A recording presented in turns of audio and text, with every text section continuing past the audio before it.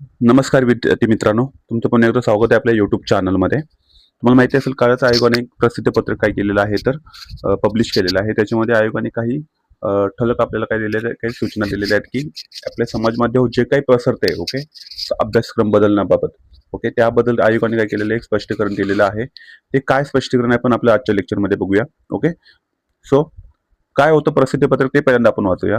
Okay, so प्रसिद्धी पत्रकाचा विषय असा होता की महाराष्ट्र लोकसेवा आयोगाच्या अभ्यासक्रमासंदर्भात समाज माध्यमामध्ये प्रसारित होणाऱ्या बातम्यांबाबत.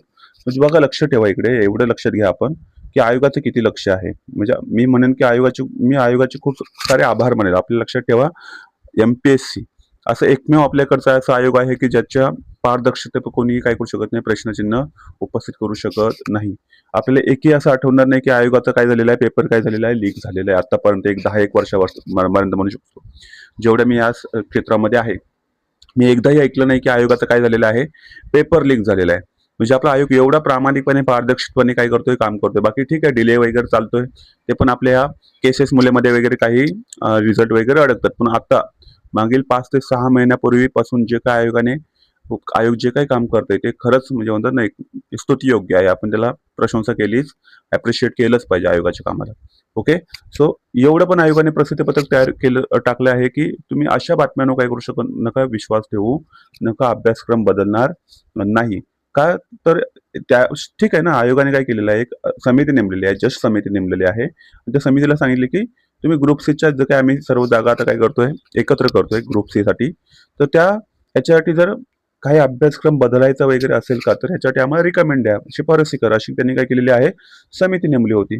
आता ह्या एवढ्या याचा आपल्या समाज माध्यमांनी युट्यूब चॅनल्सनी एवढं त्याचा उहापोह केला की सर्वांना सांगितलं की युट्यूबला येऊन की अभ्यासक्रम बदलणार, अभ्यासक्रम बदलणार, अभ्यासक्रम बदलणार. तर मुलं एवढी संभ्रमात होती की आता अभ्यास काय करायचा. ओके, ग्रुप सीची अजून ऍडव्हर्टाईज आलेली नाहीये, तर अभ्यास कोणता करायचा यासाठी मुलं काय होती, कन्फ्युज होती. म्हणजे मला वाटते की काही मुलांनी आयोगाच्या साईटवर कॉल सुद्धा केले असतील, की ज्या आयोगाची साईट काय असते ते बघा, इथे कॉन्टॅक्ट नंबर आहे. आणि सहज म्हणतात ना, तुम्ही कधीही कॉल करा, आयोगाचे म्हणतात ना, जे काही कस्टमर केअरवाले आहेत तिथे, ते सहज तुमचा कॉल काय करतात, रिसिव्ह करतात, तुम्हाला सॅटिस्फॅक्शन वाला काय करतात, उत्तर देतात. सो अशी खूप सारे फोन्स गेले असतील मला वाटतं आयोगाला. त्यामुळे आयोगाला हे प्रसिद्ध पत्रक काय करावं लागलेलं आहे, पब्लिश करावं लागलेलं आहे. ह्याच्यामध्ये क्लिअर सांगितलेलं आहे की आम्ही असं काही करणार नाही आहोत. असं करायचं असेल ते काय आहे, लेंदी प्रोसेस आहे. काय आहे, लेंदी प्रोसेस आहे. ते लगेच बदलत नाही. त्यासाठी तुम्हाला पुरेसा टाइम दिला जाईल असं आयोगाचं म्हणणं आहे. पुरेसा टाइम दिला जाईल. जो आम्ही खरंच काय करत असेल, अभ्यासक्रम जर बदलणार असेल तर तुम्हाला तेवढा इनफ टाइम दिला जाईल. सद्यस्थितीत महाराष्ट्राची जी काही आपली ग्रुप सी ची एक्झाम होणार आहे पुढे 2-3 महिन्यामध्ये होणार आहे.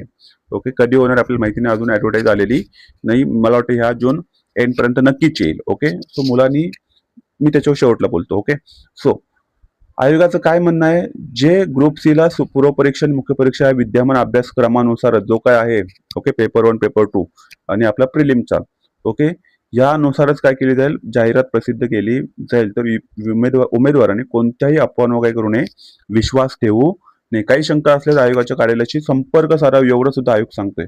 म्हणजे बघा किती ट्रान्सपरन्सी ठेवण्याचा आयोग काय करतोय, प्रयत्न करतोय की जेणेकरून मुलांना त्रास होऊ नये. बघा, आयोगाने 17 दिवसामध्ये काय केलेलं आहे, सेकंड आन्सर की हिस्ट्रीमध्ये पहिल्यांदा आणलेली आहे. ग्रुप बी ची आता जी 14 तारखेला एक्झाम झाली आहे, ते मला वाटतं की पुढच्या 14 जुलैला त्याचा रिझल्ट पण येऊन जाईल. 31 मेला राज्यसेवा एक्झाम झालेली आहे. पुढची आठवड्यातच काय येईल, राज्यसेवेचा रिझल्ट सुद्धा येईल. म्हणजे एका महिन्यामध्ये. म्हणजे मला असं वाटतं की आयोगाचा प्रयत्न आहे की 6 ते 7 किंवा 8 महिन्यामध्ये काय करायचं, एक एक एक्झामचं काय करायचं, पूर्ण सर्कल कंप्लीट करून टाकायचं. सो मुलांना याचा भरपूर सारे बेनिफिट्स आहे. फक्त आयोगाचं सांगणं की तुम्ही फक्त काय करा, अभ्यास करा. हे काही ठळक मुद्दे होते. आयोगाने प्रसिद्ध पत्रक केले, काय सांगितलेलं आहे की अभ्यासक्रमांचे पुनरावलोकन करण्यासाठी मित्र या संस्थेमार्फत एक तज्ञ समिती नेमण्यात आलेली आहे. ओके, पुनरावलोकन म्हटले, बदलण्यासाठी नाही. ते काही शिफारसी करतील, मग त्या शिफारसी स्वीकारायची की नाही ते आयोगाने गव्हर्नमेंटवर काय आपल्या डिपेंड आहे. पण सध्या काय चाललंय आपल्या सोशल मीडियावर, तर खूप अभ्यासक्रम बदलेल असे खूप सारे बघा तुम्ही चॅनल काढून. खूप सारे चॅनल्सने हे केलेलं आहे. युट्यूब चॅनल्सने आपले जे एमपीएससी मध्ये काय जानेमाने युट्यूब चॅनल्स आहेत त्यांनी हे केलेलं आहे की अभ्यासक्रम बदलणार आहे. ऍटलिस्ट तुम्ही माहिती तर घ्या त्या गोष्टीची, नंतर तुम्ही काय करा, युट्यूब व्हिडिओ बनवा. कारण का तुम्हाला बघणारे 20-25 हजार मुलं असतात. ओके, सो अशा 20-25 हजारांना तुम्ही जर काय करत असाल, कन्फ्युज करत असाल, तर ते खूप चुकीची गोष्ट आहे. जर आयोगाने ऑफिशियली सांगितलं असतं तर वेगळी गोष्ट होती. ओके, पण उगीच तुम्ही जर काहीतरी फिरणार असाल तर ते खूप चुकीचं आहे. अभ्यासक्रम बदलण्यापूर्वी समितीचा अहवाल आयोगाची मंजुरी अधिकृत जाहिरात पूर्ण केली जाईल आणि इनफ टाइम दिला जाईल असं म्हटलं जाते. पुरेसा कालावधी दिला जाईल. ओके. आणि सर्वात महत्वाचं काय आहे, जी 2026 ची ग्रुप सी ची एक्झाम होणार आहे ती जी काय मागचा सिलेबस आहे त्यानुसारच होणार आहे. त्याच्यामध्ये काही बदल होणार नाही, लक्षात ठेवा. या आयोगाचं म्हणणं आहे. म्हणून काय म्हणतो आयोग, मग विद्यार्थ्यांनी कोणत्याही अफवांवर विश्वास न ठेवता सध्याच्या अभ्यासक्रमानुसार काय करा, तयारी सुरू ठेवा. ओके. आणि एमपीएससीची अधिकृत जाहिरात लवकरच काय केली जाईल, प्रसिद्ध केली जाईल. मला वाटतं की या आठवड्यातच काय होईल, प्रसिद्ध केली जाईल. सो आपलं काम एवढंच आहे की तुम्ही काय करा, जर तुमची ग्रुप सी ची ग्रुप बी ची एक्झाम होत नसेल तर मला वाटतं की तुम्ही पूर्ण फोकस आता कशावर केला पाहिजे, ग्रुप सी वर केला पाहिजे, की जी एक गोल्डन अपॉर्च्युनिटी असणार आहे मुलांसाठी. तुम्ही इथून एखादे पोस्ट घ्या आणि पुढचा अभ्यास चालू करा. सो ज्या मुलांचं ग्रुप बी मध्ये होत नाही अशा मुलांनी काय करा, ग्रुप सी मध्ये काय करा, जोरात अभ्यास करा. इथून तुमच्या मिस्टेक शोधा, काय शोधा, आणि त्या मिस्टेक परत काय करू नका, रिपीट करू नका. इथे तुमचे कोणते स्ट्रॉंग सब्जेक्ट होते, कोणते वीक सब्जेक्ट होते, करंट अफेअर जर कठीण गेला होत असेल ह्याच्यामध्ये थोडासा काय करा, सुधारण्याचा प्रयत्न करा. मागील 2 ते 3 वर्षांपर्यंत जाण्याचा प्रयत्न करा. तिथल्या महत्वाच्या काय करा, न्यूज बघण्याचा काय करा, जे काय असतील तुमच्याकडे नोट्स वगैरे त्या बघण्याचा प्रयत्न करा. थोड्याशा नजर टाका तिथे, काय क्रिटिक क्वेश्चन विचारतोय. अदरवाईज तिथे काहीतरी प्लॅन करा की तिथे मिनिमम तुम्ही अटेम्प्ट करा जर अशा टाईपचे क्वेश्चन आले. ओके. मॅथ्स रिजनिंग ह्यावेळी जर तुमचं काय झालं नसेल, चांगला अटेम्प्ट झाला नसेल, तर तुम्ही प्रयत्न करा की ऍटलिस्ट मला 12 ते 15 क्वेश्चन काय करता आले पाहिजेत, सॉल्व्ह करता आले पाहिजे. तुमची इथे अॅक्युरेसी वाढते. मॅथ्स रिजनिंग चांगला अटेम्प्ट झाला नसेल, चांगला अटेम्प्ट करा. ओके.